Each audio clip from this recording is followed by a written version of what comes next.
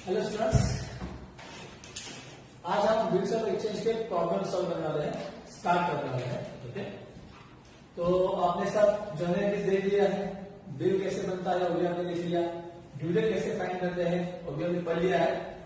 अब हम ये करेंगे कि क्वेश्चन कैसे सॉल्व करते हैं।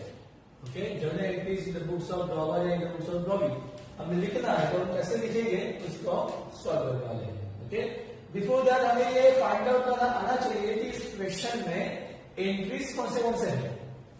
मतलब हमारा सीक्वेंस आपको पता है, क्या क्या सीक्वेंस है। पहले क्या होगा, गुड्स सोल्ड होगा, उसके बाद क्या होगा, बिल बनेगा, फिर क्या होगा, ट्रीटमेंट होगा बिल का, राइट ना। ट्रीटमेंट कितने तरह के होते हैं, 4। एक तो खुद के पास रखना, रिटेन बिजनेस।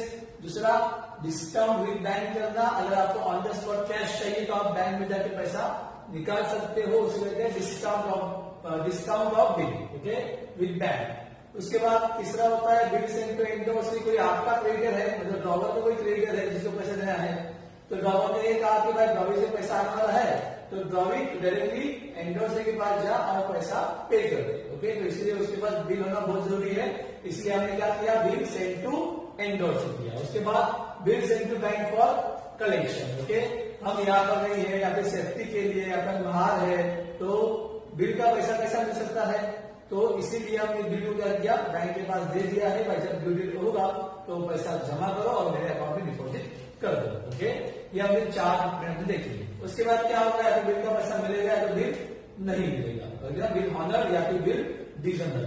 डिसऑनर हुआ तो उसमें एक कंडीशन हो सकती है कि बिल रिन्यू हो सकता है। ड्रॉविंग खुद कह सकता है कि भाई हमारे पास पैसे नहीं है अभी ऑन ड्यू डेट, तो एक काम कीजिए, बिल को क्या रिन्यू कीजिए। ओके, अब रिन्यू के 4 स्टेप होते, पहला ओल्ड बिल कैंसिल करो, दूसरा थोड़ा बहुत पेमेंट करो, होगा तो करेगा, नहीं होगा तो नहीं करेगा। फिर जो बचा हुआ पैसा है उसके ऊपर इंटरेस्ट चार्ज होगा, जितने भी मंथ के लिए वो नया बिल आ रहा है उतने मंथ का। ओके, और उसके बाद नया बिल बनेगा। फिर उसके बाद नए बिल के बाद वापस अगर ड्यू डेट में उसने पैसा नहीं दिया तो इसका मतलब वो क्या हुआ, इंस्टॉलमेंट हो गया है। तो उसके बाद क्या हो सकता है, इंस्टॉलमेंसी ऑफ ड्रॉविंग भी हो सकता है। उसमें कितनी एंट्री आती है, 2। पहला ओल्ड बिल कैंसिल और दूसरा जितना भी पैसा मिलता है, ओके, उसका प्राइवेट प्रॉपर्टी बेचने के बाद बाय सेलिंग हिज और हर प्राइवेट प्रॉपर्टी उतना कैश क्या करो, रिसीव करो और बाकी का सब बैंक टैक्स में डाल दो। और एक हो सकता है कि ड्रॉवी के पास पैसे जल्दी आ गए, मतलब बिफोर ड्यू डेट ड्रॉवी के पास पैसा कलेक्ट हो गया, तो उसने कह दिया कि भाई जो जाने दो, ड्रॉवर का पैसे देने ना, तो कल नहीं तो आज देना ही है, तो 2 महीने के बाद नहीं, अभी हम जाके पैसा दे देते हैं, उसे कहते हैं रिटायरमेंट ऑफ बिल। तो उससे क्या मिलता है, वापस रिबेट मिलता है। बस इतना ही है और कुछ नहीं है। ओके, इतने दिनों में आपने तो पूरे बाहर कर लिए हुए एंट्रीज, जवान पे होगी आपके एंट्रीज, मेरे सामने आप लोग नहीं हो, वरना आप तो मेरे पास ऐसे आंसर देते फटाफट है ना, मुझे पता है ना। चलो अभी हम देखेंगे कि क्वेश्चन कैसे सॉल्व करते हैं। ओके, इस पूरे जो भी मैंने बताया है स्टोरी, उसका क्वेश्चन किस तरह से होता है। तो ये क्वेश्चन मैं बोर्ड पर लिख तो नहीं सकता, लेकिन आपके पास मोबाइल है, ओके, तो आप उसको क्वेश्चंस को राइट डाउन करो, लिख लो अपने नोटबुक में, या फिर 2 मोबाइल रखो, जिसके एक मोबाइल के ऊपर क्वेश्चन हो और एक मोबाइल के ऊपर आप मेरा वीडियो देख सके। ओके, दोनों में से कुछ भी आप कर सकते हो, क्वेश्चन लिख लोगे तो भी चलेगा, कोई इतना इशू नहीं है। घर पे प्रिंटर अवेलेबल है तो उतने प्रैक्टिकल जो प्रॉब्लम हो जाएगा, मतलब आंसर क्वेश्चन, उसका खाली आप प्रिंट मार के रख दो तो भी चलेगा। ओके, चलो let's see question number 1। On 1 January 2020 Hemant sold goods of ₹18,500 to Nitin. Hemant ने गुड्स सोल्ड किया, इसको, नितिन को। जो गुड्स सोल्ड करता है वही बिल बनाता है, नहीं? तो यहाँ पे हेमंत कौन होगा, ड्रॉवर होगा। हेमंत ने गुड्स सोल्ड किए, हेमंत सोल्ड गुड्स टू, किसे किया, नितिन को ना, टू नितिन। ओके, और उसके आगे लिखा कि on the same date Hemant drew the bill of exchange, मतलब हेमंत ने बिल बनाया, तो हेमंत कौन हो जाएगा, ड्रॉवर। जो बिल बनाता है वो ड्रॉवर, और जिसके नाम का बनेगा वो ड्रॉवर। तो इसका मतलब ये तो कंफर्म हो गया हमारे पास कि हेमंत कौन है, ड्रॉवर, और नितिन कौन है, ड्रॉविंग। ओके, तो पहला क्या हुआ है, सोल्ड गुड्स, तो मतलब पहला एंट्री गुड्स सोल्ड का है, वो आएगा यहाँ पर। ओके उसके बाद the same date Hemant drew the bill of exchange, bill drawn and accepted का एंट्री आएगा। Okay on the due date the bill was duly honoured, मतलब वो बिल बनने के बाद उसका क्या आता है, पहला गुड सोल्ड, फिर क्या होगा, बिल बनेगा, bill drawn and acceptance received. Okay इसके बाद क्या होता है, नहीं होता है। ट्रीटमेंट वैसा उन चारों में से कुछ ना कुछ लिखा होगा पर यहाँ पे कुछ नहीं लिखा है, राइट ना रिटेलिंग बिजनेस लिखा है, ना डिस्कवरी बैंक लिखा है, ना एंडोर्सिंग लिखा है, ना जेम कलेक्शन लिखा है। दैट मीन्स एज्यूम करो कि ये बिल हमारे पास ही है, मतलब रिटेलिंग बिजनेस, मतलब जहां पर कुछ भी नहीं लिखा होता अबाउट बिल तो उसका क्या किया, then assume that that bill was retailing business, तो बिजनेस के अंदर ही है, मतलब नो एंट्री फॉर ट्रीटमेंट। समझा, रिटेलिंग बिजनेस का ट्रीटमेंट का एंट्री देख लो क्या आता है, नो एंट्री। ओके तो उसके बाद हम ड्यू डेट, ड्यू डेट में बिल क्या हुआ, हॉनर हो गया, पैसा मिल गया, मतलब यहाँ पे कितने एंट्री रहेंगी, 3, पहला कौन सा, गुड सोल्ड, दूसरा बिल ड्रॉन एंड एक्सेप्टेंस, और तीसरा आएगा बिल हॉनर, क्योंकि वो ट्रीटमेंट वाला एंट्री नहीं आएगा क्योंकि उसका नो एंट्री होगा, रिटेलिंग बिजनेस है इसलिए। क्लियर, समझ में आया इतना, बहुत ही आसान, ऐसे क्वेश्चन एग्जाम में नहीं आते। ओके चलो देखिए तो स्टार्ट है, बेसिक क्वेश्चन है, पहले 3-4 तो बेसिक ही होंगे। लेट्स सी, डेट दिया हुआ आपको 1 जनवरी 2020, अगर हम लिखते हैं 2020 जनवरी 1। Okay Hemant sold goods, goods sold का entry in the books of law, goods sold मतलब सेल्स का क्या आता है, क्रेडिट में इनकम है, और डेबिट में डॉली का नाम, वही तो यहाँ पे नितिन, तो एंट्री क्या मिलेगा हमारा, Nitin account debit to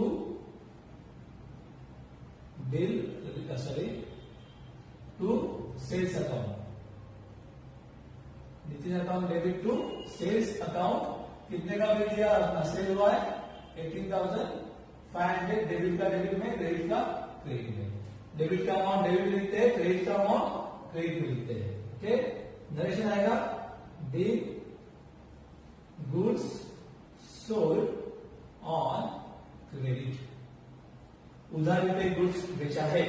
narration is compulsory, okay for every general entry, each and every general entry narration is compulsory, narration नहीं तो मार्क्स भी होगा, याद रखना। ये हो गया था पहला एंट्री, समझा इतना। फिर आगे सेकेंड एंट्री बोला है, on the same date Hemant drew the bill of exchange, Hemant ने बिल ड्रॉप किया मतलब बिल ड्रॉ है एक्सेप्टेंस करेंगे, तो उसी दिन बोला है, तो जनवरी वही आएगा, बिल ड्रॉन एंड एक्सेप्टेंस का entry in the books of drawer, क्या आता है, ये ड्रॉ भी हट जाएगा यहाँ से, ये क्रेडिट में आएगा, और उसकी जगह क्या आएगा, बिल रिसीवेबल आएगा, तो एंट्री कैसे बनेगा, bill receivable account debit to क्या आएगा, ड्रॉवी का नाम। अब ड्रॉवी की लिस्ट में से निकल गया, ये ड्रॉवी के लिस्ट में से निकल गया, और क्रिस्टल लिस्ट में आया है बिल रिसीवेबल की। ओके अमाउंट उतना ही रहेगा, खाली इसको एक जगह से निकाल के दूसरी जगह पर शिफ्ट कर दिया बस, बाकी कुछ नहीं। Bill drawn and acceptance received,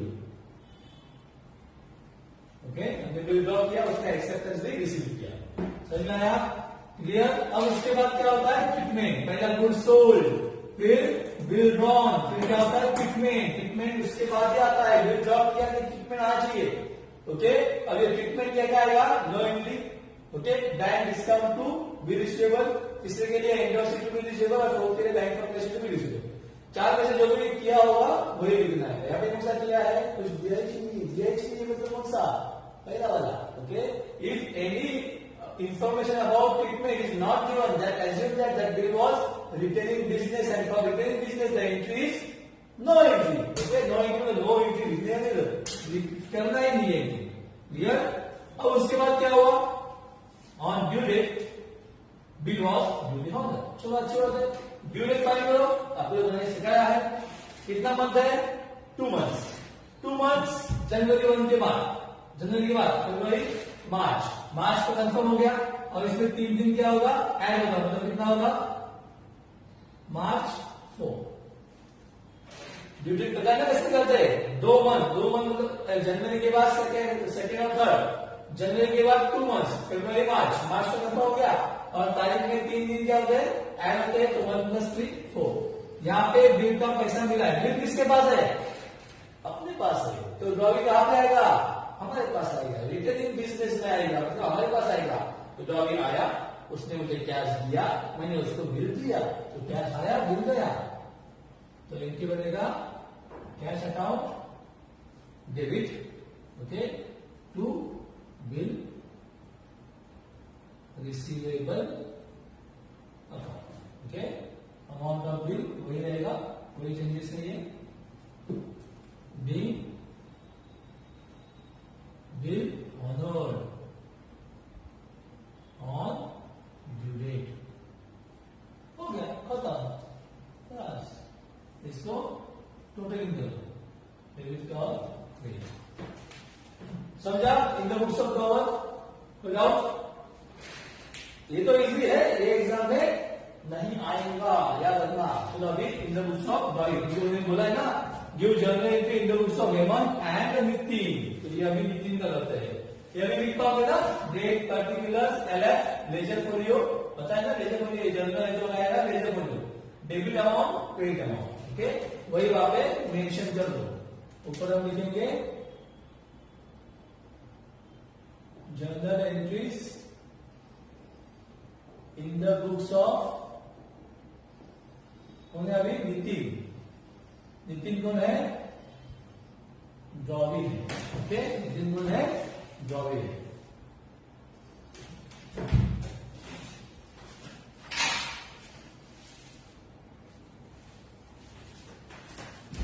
हाँ, so in the books of Nitin journal entry देखिए अभी, जो हमने in the books of drawer किए वही in the books of drawer आता है, पहले कॉलम का उल्टा entry with opposite words, okay.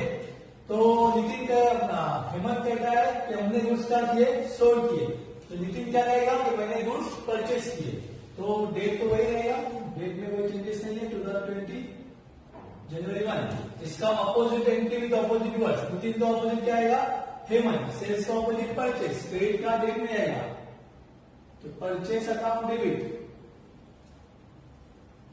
To Hemant account,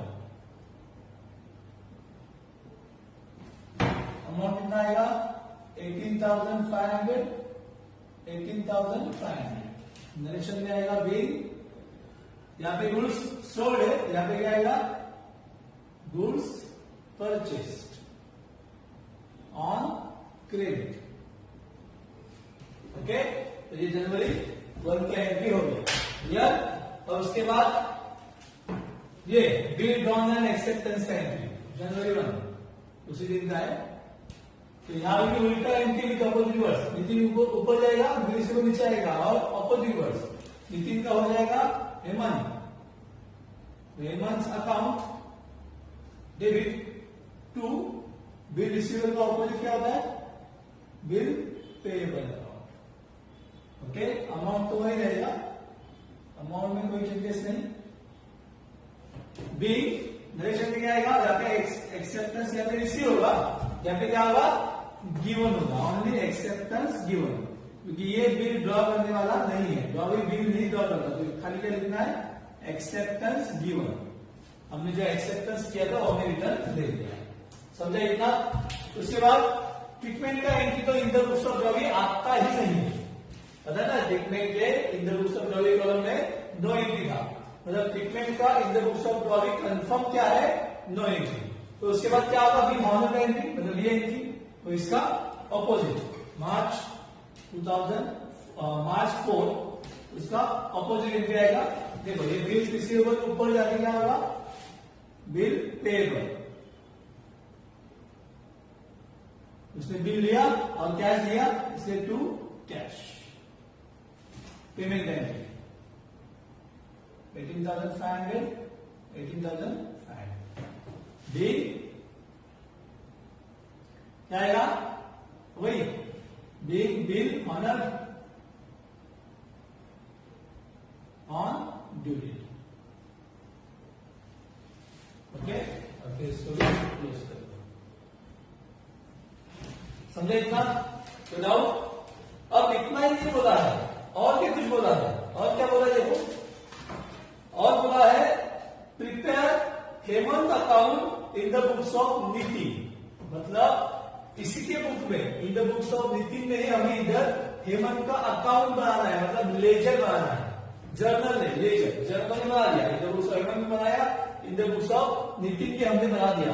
अब in the books of Nitin में मतलब एक जर्नल के अंदर हमें एक लेजर करना है। इसका लेजर करना है हेमंत का। क्लियर? बहुत ही आसान है, कुछ डिफिकल्ट नहीं है। मैं इस तरफ करता हूं, आपने रिटर्न किया होगा।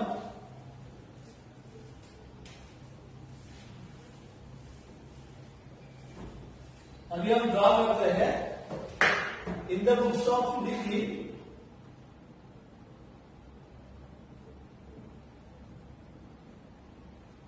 हेमंत अकाउंट, हेमंत का अकाउंट ड्रॉ करना है, मतलब लेजर करना है। तो लेजर में बताया दो पार्ट होते हैं, डेबिट साइड और क्रेडिट साइड।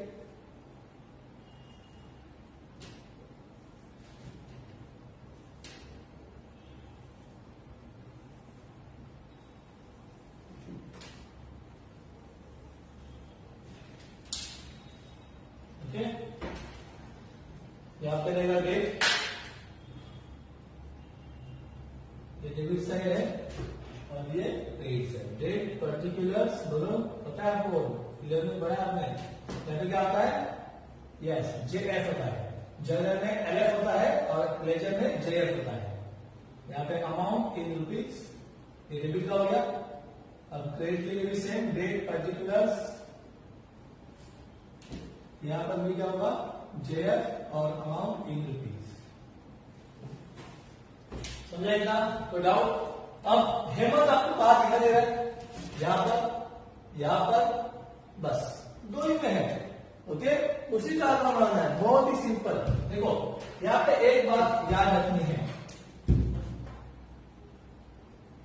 अब ये जो है, ये मैं जो लिख रहा हूं, ये इस सम के लिए नहीं है।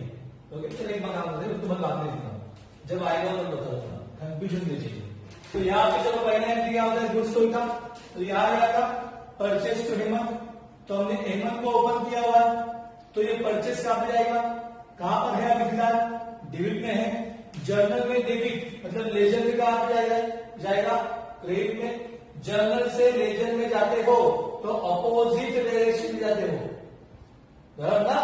जर्नल से लेजर में जाते हो तो अपोजिट डायरेक्शन में जाते हो। जर्नल में अगर आप डेबिट में हो तो लेजर में क्रेडिट में जाते हो। जर्नल में क्रेडिट में हो that transfer to ledger in debit side. Okay, तो ये जर्नल है, ये लेजर है। ये परचेस अकाउंट डेबिट में है तो यहाँ पे क्रेडिट में आएगा।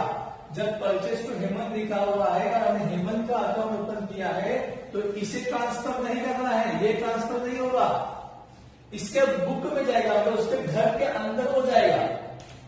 उस घर को कहीं दूसरी जगह पे शिफ्ट नहीं करना है। समझ में आया? परचेस टू हेमंत मतलब हेमंत के घर में परचेस जाएगा और परचेस के घर में हेमंत जाएगा। समझ में आया? तो हेमंत को ट्रांसफर करना है तो परचेस अकाउंट होना चाहिए, जो अभी हमारे पास नहीं है। अब हेमंत अकाउंट ओपन किया हुआ है तो क्या ट्रांसफर करेंगे हम? परचेज। जिसको ओपन किया है उसको छोड़ के बाकी दूसरा जो है उसको शिफ्ट करना है। ओके, अगर परचेज है डेबिट साइड में और यहाँ पर आएगा क्रेडिट साइड में। डेट में 2020 लिख देते हैं, जनवरी 1 वो डेबिट में है, ये बाय में आएगा, बाय मतलब यहाँ पे आएगा। जनवरी 1 बाय परचेज अकाउंट, अमाउंट है 18,500। हो गया पहला एंट्री, ये अपना हो गया। अब इसको देखो, हेमंत है, हमने हेमंत को ओपन किया हुआ है, टू बिल्स टेबल लिखा है, तो ये टू मतलब क्रेडिट साइड, तो यहाँ पे क्रेडिट है मतलब यहाँ पे कहां जाएगा? डेबिट में आएगा। हेमंत टू बिल्स टेबल, तो यहाँ पे आएगा जनवरी 1 टू बिल्स टेबल। और हमें टू वाले एंट्री जो ये भी हो गया, सब ये टू टू टू, उनके अकाउंट में टू यहाँ पे आएगा और ओ वाले जो है वो बाहर जाएंगे। क्लियर? 18,500, ये हो गया पहले, बस कुछ नहीं। 18,500, 18,500 सिंपल बेसिक प्रॉब्लम था। ओके, 3 ही एंट्री थी। ऐसे क्वेश्चंस एग्जाम में नहीं आते, जस्ट फॉर इंफॉर्मेशन कि आपको एक्चुअल में करना क्या है। क्लियर? ऐसे आगे 2-3 सम जो है ऐसे ही है, थोड़े से इजी। क्लियर? तो इतना आप नोट डाउन कर लो, सेकेंड्स में लिखते हैं।